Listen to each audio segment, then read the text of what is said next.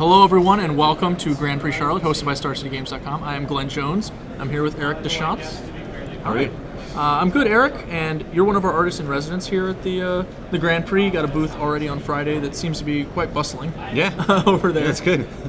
So I just want to talk to you a little bit about your history in fantasy illustrating, your work with Magic cards, when that started. So why don't we just begin with fantasy? Like, fantasy art is obviously kind of special. Mm-hmm. So what got you transitioning over from, I guess, where you start with drawing, painting, moving in, and actually doing fantasy?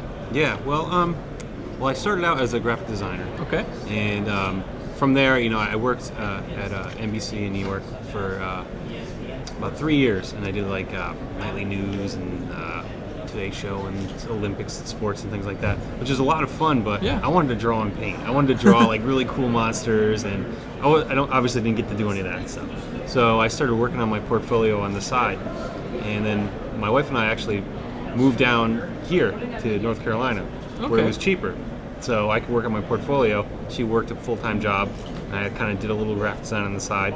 And I started building my portfolio up and started sending it out to other artists to see what they thought. And at some point, one of the artists gave me a bunch of art director names and their email addresses, so I started sending them out.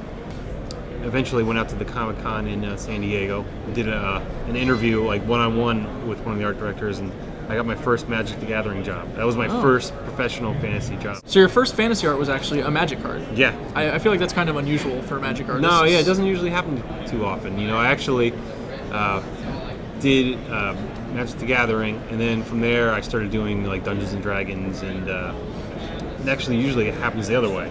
Yeah, yeah. But yeah, so that's how it worked with me. All right. And what happened is the art director at the time changed, and so then at that point I didn't have a contact there anymore. So then I started doing work with other companies, and it took me a while to get back into Magic again. So. Oh wow! So what was your first card then? It was the Unhinged set. Okay. The first thing I ever painted was the Goblin SWAT team, which was a lot of fun. All right, yeah, all right. Yeah. So after your hiatus, what card brought you back in, I guess, as it were? In M10, it was, I think, Act of Treason. That card there seemed to get me in good with the art director there, and just started working. I just continuously have been working on every set since. So it's awesome. A lot of fun. So you have a lot of actually pretty popular cards, including multiple versions of Venser. Yeah. We've got some of them here: Olivia, Ash Sellet.